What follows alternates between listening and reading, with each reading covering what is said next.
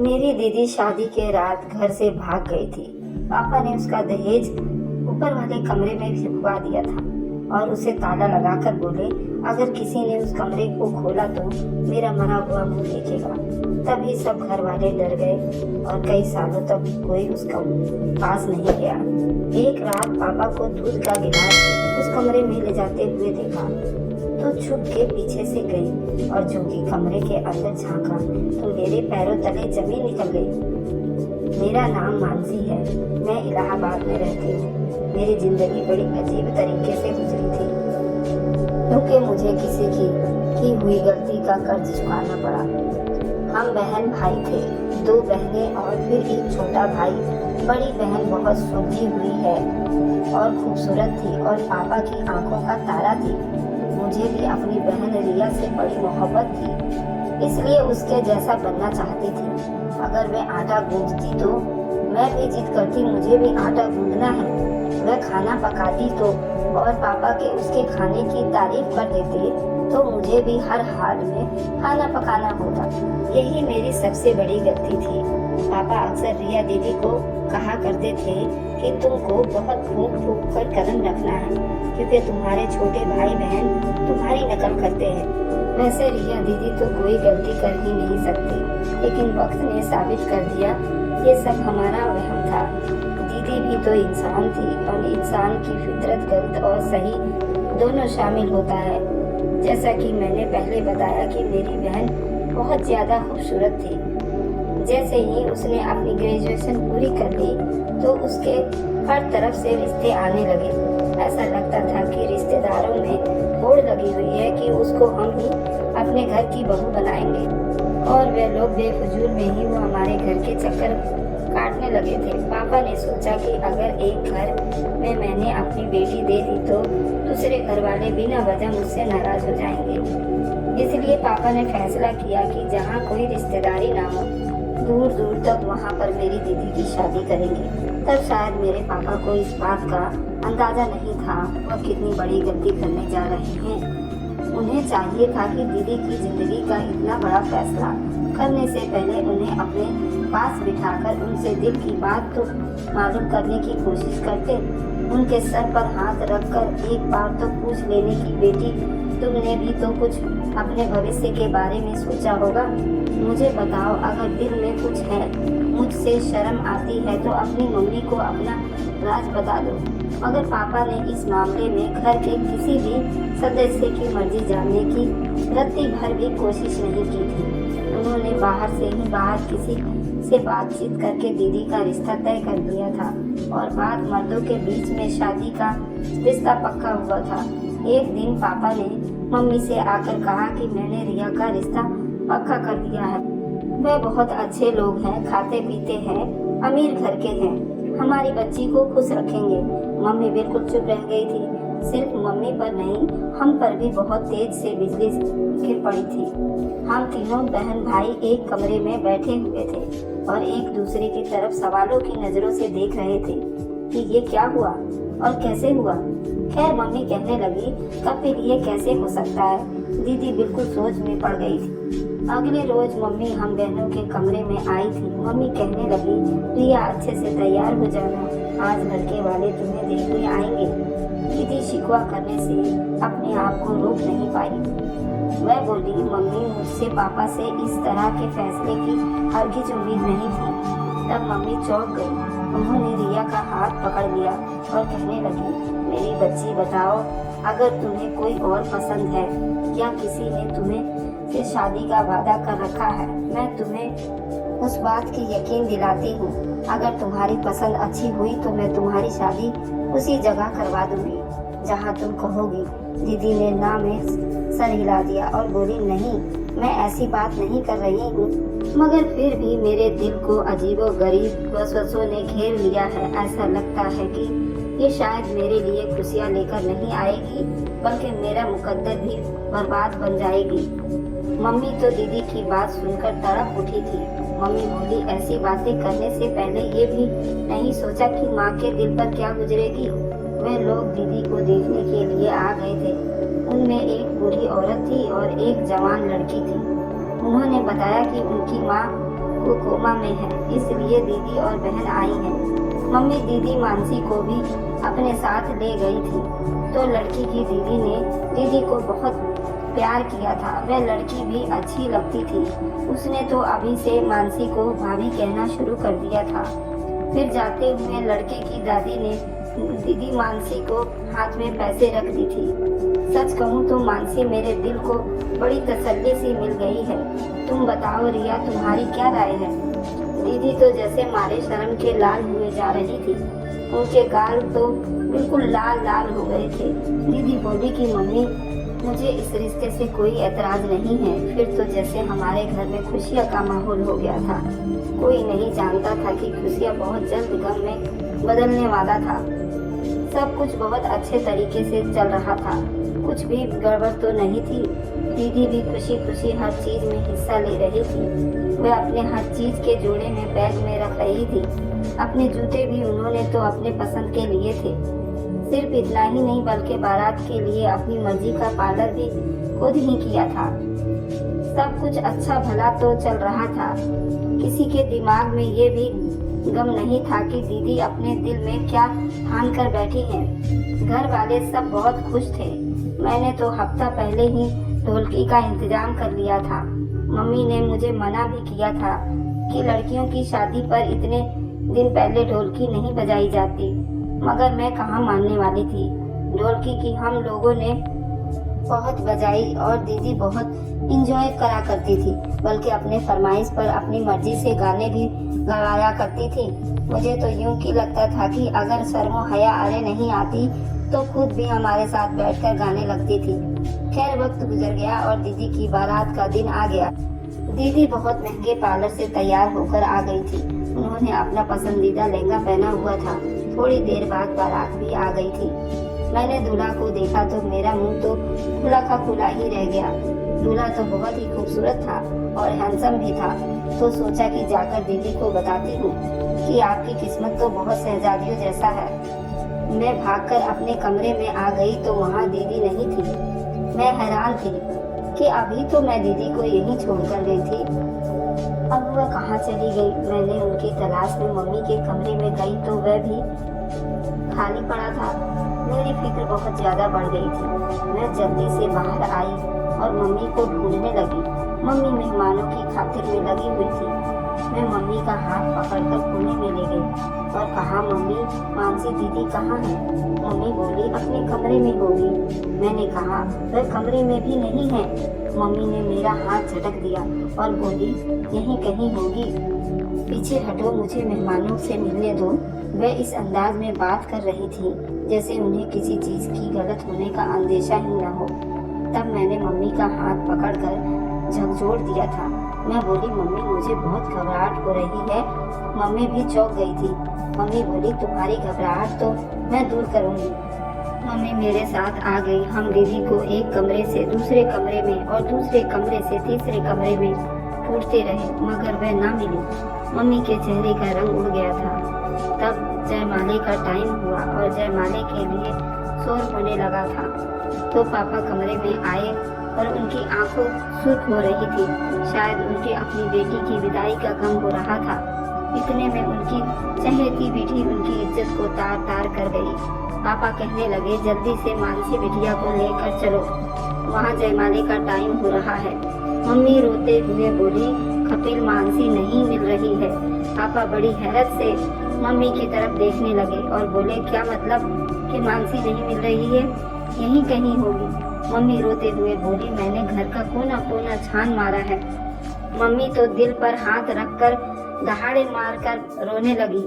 कमला, अब मेरी इज्जत तो खाक में मिल जाएगी। अब कोई मुझसे इस रुसवाई से बचा नहीं सकता। तुम ही बताओ, अब मैं क्या करूं?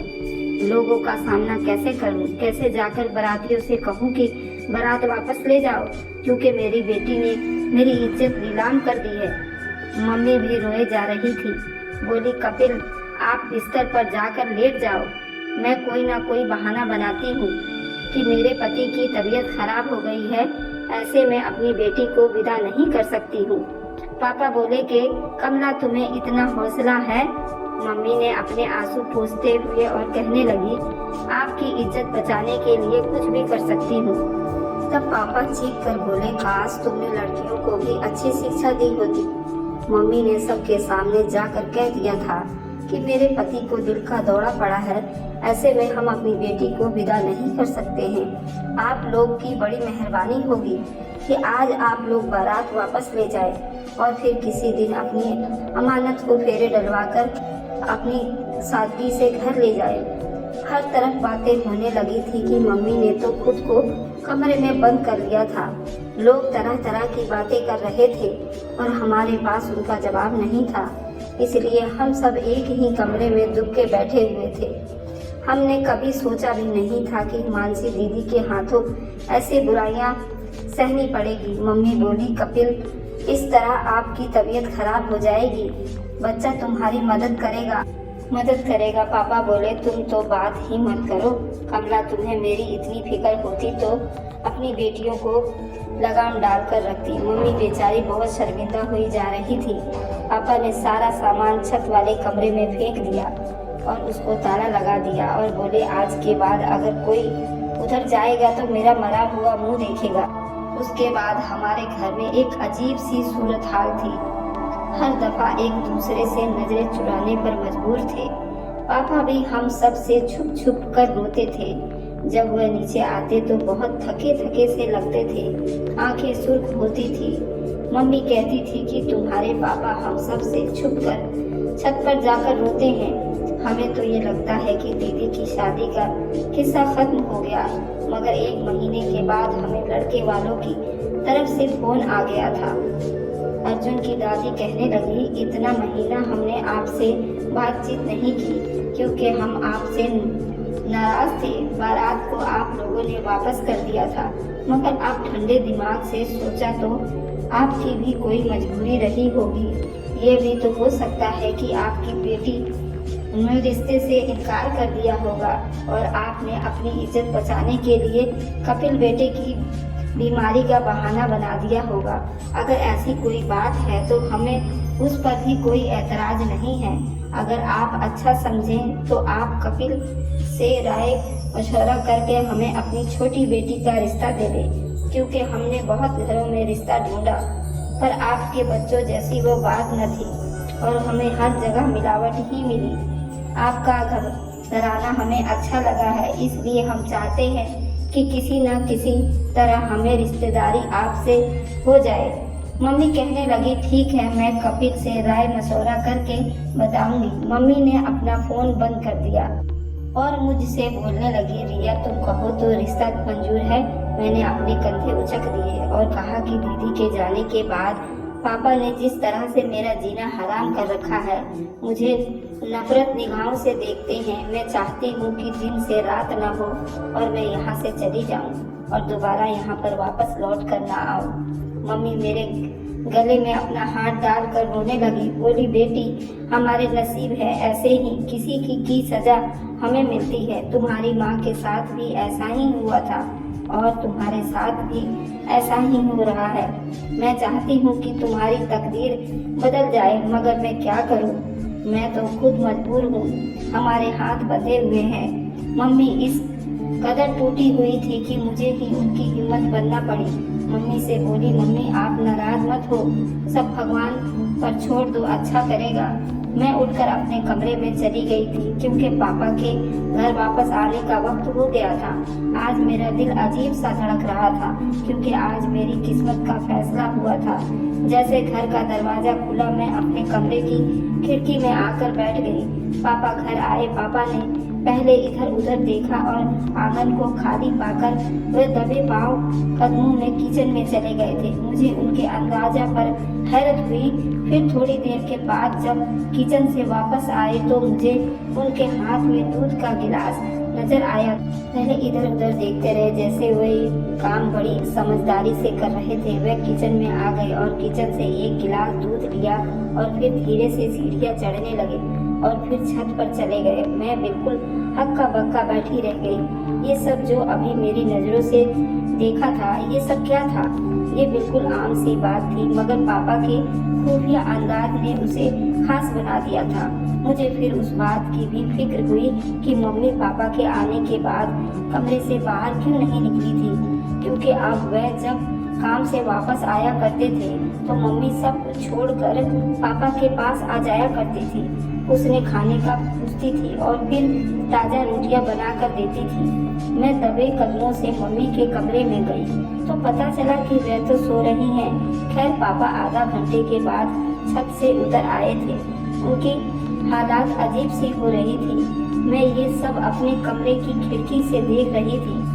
मम्मी ने पापा को बताया कि आज उन्हीं लड़के वालों का फोन आया था और वे अब हमारी छोटी बेटी का हाथ मांग रहे हैं। वे कहने लगे, अगर आप हमें अपनी बड़ी बेटी का रिश्ता नहीं दे सकते तो हमें अपनी छोटी बेटी का रिश्ता दे दें। पापा ने उसी वक्त खाना उठाकर फेंक दिया और गुस्से से दहाड़े मार कर बोले, उनसे कहना था कि मेरी बेटी के नसीब में अभी इतने बुरे दिन नहीं आए हैं। तुम जैसे बेगैरत लोगों को रिश्ता दे दे। जहाँ मैं चौकी थी वहाँ मम्मी भी दंग रह गई थी। मम्मी बोली, कपिल आपकी इस बात का क्या मतलब है? क्या वे लोग अच्छे नहीं थे? पापा ने ना में सर हिला दिया और कहने लगे, आज के बाद उनका फोन आए भी तो मत उठाना। तब मम्मी बड़े गुस्से से बोली, आपको तो अपनी अक्ल पर बड़ा यकीन था। आप तो कहते थे औरतें कम अक्ल होती हैं। आपसे इतनी बड़ी भूल कैसे हो गई? अभी आप जैसे मानसी का रिश्ता ऐसे लोगों में दे देते बुरे थे। पापा इधर उधर दरवाजों को धकेलते हुए मारते हुए बाहर निकल गए थे। मम्मी फूट फूट कर रोने लगी थी। वह बोली, मानसी तुमने मेरी जिंदगी खराब कर दी। तुम्हें मैं क्या बोलूं? वह जितनी देर घर में होते मैं अपने कमरे में नहीं निकलती। जब मम्मी तो हर वक्त मानसी के गम में डूबी रहती थी। भाई स्कूल से ट्यूशन फिर क्रिकेट खेलने चला जाता था। वह रात देख घर लौटता था। ऐसा लगता था जैसे वह भी घर के माहौल से भागना चाहता है। अब अक्सर पापा को मैंने छत पर दूध ले जाते देखा था। समझ नहीं आता था कि वे दूध का गिलास छत पर क्यों ले जाया करते थे। अब मैं हर वक्त इस बात से परेशान रहने लगी थी। इस वजह से मुझे नींद भी नहीं आती थी। मैं सारा दिन मानसी दीदी को याद करने लगी थी। मानसी बहुत अच्छी दोस्त भी थी। काश वह इतना गलत कदम ना उठाती। रात बहुत गहरी हो चुकी थी। आसपास कुत्तों के भौंकने की आवाजें भी आ रही थी। मैं उठकर अपने कमरे की खिड़की में बैठ गई। तब मुझे कोई अजीब सा महसूस हुआ था, जैसे कोई हमारे आंगन में घूम रहा हो। मैंने गौर किया तो वह कोई और नहीं, मेरा बाप था। मैं चौंक गई। पापा के अंदर से ऐसा लगा जैसे वो बहुत मजबूर हो। मुझे आज उन पर बहुत तरस आने लगा था कि वह कमरा जहाँ पर पापा ने दीदी का दहेज का सामान रखा हुआ था वह खुला हुआ था और उससे रोशनी भी आ रही थी। मैं आगे बढ़ती हुई गई। दरवाजा खुला था, इसलिए मैं छुपकर अंदर का सारा मंजर देखने लगी थी। अंदर तो दीदी बैठी हुई थी। मैं ये देखकर थर थर कांपने लगी।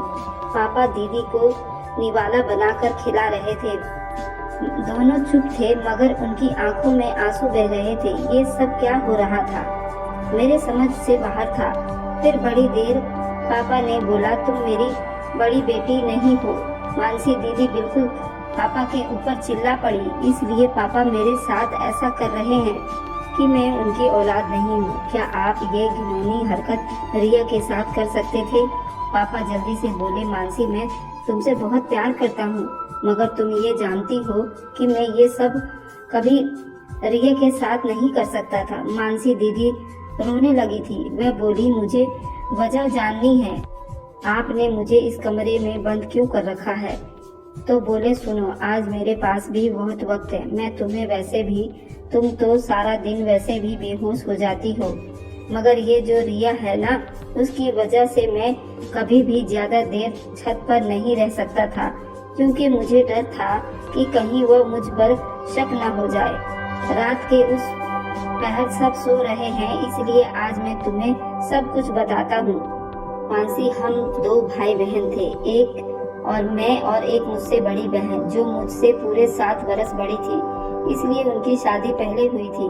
दीदी की शादी के बाद हमारे घर में बहुत खामोशी सी छा गई थी, इसलिए तय कर दिया कि मेरी शादी जल्दी करेंगे। उन्होंने मेरे लिए कमला को पसंद कर लिया और हमारा रिश्ता तय हो गया। उन्हीं दिनों में हम पर कयामत टूट पड़ी थी, क्योंकि दीदी विधवा होकर घर आ गई थी। दीदी तन्हा नहीं बल्कि उनकी गोद में 4-5 महीने की बच्ची थी। उन्हें न अपनी खबर थी और न बच्ची की। मेरी माँ भी बूढ़ी हो चुकी थी, इसलिए वह भी उस बच्ची को संभाल नहीं सकती थी।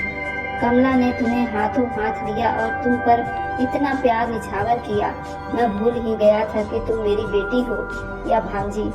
तुम जब बोलने लगी तो कमला को तुम मम्मी कहती थी और अपनी सगी माँ को बुआ कहती थी। हालत कुछ संभली तो तुम्हारी मम्मी का रिश्ता ढूंढने लगे थे। दीदी ने एक लड़के का नाम खुद ही ले लिया। मेरी शादी उससे करवा दो। पापा ने मेरी ड्यूटी लगा दी थी। तुम उस लड़के की छानबीन करोगे, मुझे बताओगे। पता किया तो वह लड़का तो फ्रॉड निकला था। मगर जब मुझे ये ख्याल आता कि तुम भी कहीं अपनी मम्मी के नक्शे कदम पर तो नहीं चलोगी तो मेरा जीना हराम हो जाएगा। इसलिए मैंने जल्दी तुम्हारा रिश्ता ढूंढा और तुम्हारी शादी तय कर डाली। जब लड़के की माँ कोमा में थी, लेकिन दादी और बहन तो मौजूद थी ना, तो मैंने सोचा चलो कोई बात नहीं, ये शादी जल्दी हो जाएगी। पता है फिर क्या हुआ? जिस दिन तुम्हारी बारात में लड़के की मम्मी ठीक होकर बारात में आ गई थी और तुम जानती हो कि वह कौन थी। लड़के की माँ मेरी दीदी और तुम्हारी असली माँ थी, यानी वह लड़का असल में तुम्हारा भाई था। मैं ये सब देखकर बहुत परेशान हो गया, इसलिए तुमसे कहा कि छत पर जाओ, मेरी बात सुनो। और फिर मैंने तुम्हें छत वाले कमरे में बंद कर दिया।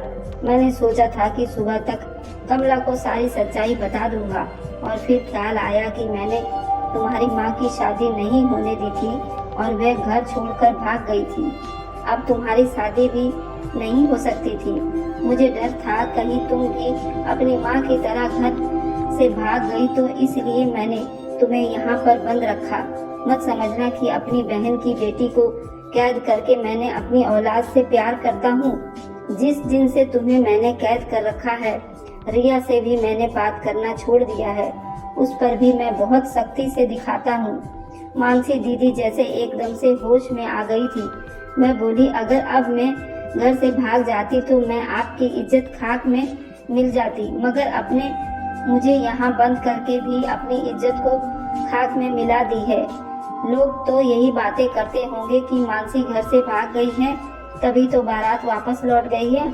अभी वह दोनों बातें कर ही रहे थे कि मंदिर में आरती की घंटी बजने लगी थी और पापा बोले, मानसी बेटा मुझे माफ कर देना, अब मैं जा रहा हूँ। हो सकता है कि किसी की आंख खुल जाए। मैं जल्दी से आगे बढ़ी और बोली, अब मैं और जुल्म अपनी दीदी पर होने नहीं दूंगी। उसकी मम्मी ने जो गलती की उसकी सजा अपनी दीदी को मिलने नहीं दूंगी। भगवान सबको उसकी गलती का सजा देते हैं, तो आप उसको खुद से सजा क्यों दे रहे हैं? आपने ये सब क्यों किया दीदी के साथ? पापा ने मेरी बातें सुनकर बिल्कुल बौखला गए थे, इसलिए वे जल्दी से नीचे चले गए। मैं दीदी का हाथ पकड़कर नीचे ले आई थी। पापा उस टाइम बहुत शर्मिंदा हुए थे। सुबह से निकले, रात घर आए वापस। फिर हम सब भाई बहन ने पापा पर अपनी अदालत लगा ली थी। मम्मी जज थी, पापा रो रो कर सबसे माफिया मांग रहे थे। दीदी ने ही पापा को माफ करने में सबसे पहल की थी। फिर हम सब ने भी पापा को माफ कर दिया था। सब कुछ ठीक हो गया था। पापा ने दीदी को इजाजत दे दी थी कि वह अपनी माँ से मिलने लगी थी। वह बहुत जल्दी ही उनकी एक बहुत अच्छी जगह शादी होने वाली है। हमें उम्मीद है कि मुश्किल वक्त कट गया है, आगे खुशियाँ ही खुशियाँ है। ये एक मोटिवेशनल कहानी है, लेकिन आप लोग ऐसा बिल्कुल ना करें। घर छोड़कर बिल्कुल ना भागें। आप अपने दिल की बात आप अपने माँ बाप को जरूर बताएं। हो सकता है आपके माँ बाप भी आपकी बात से सहमत हों। माँ बाप औलाद का हमेशा भला चाहते हैं। धन्यवाद दोस्तों। मेरी ये कहानी कैसी लगी? Like and subscribe. Bye bye.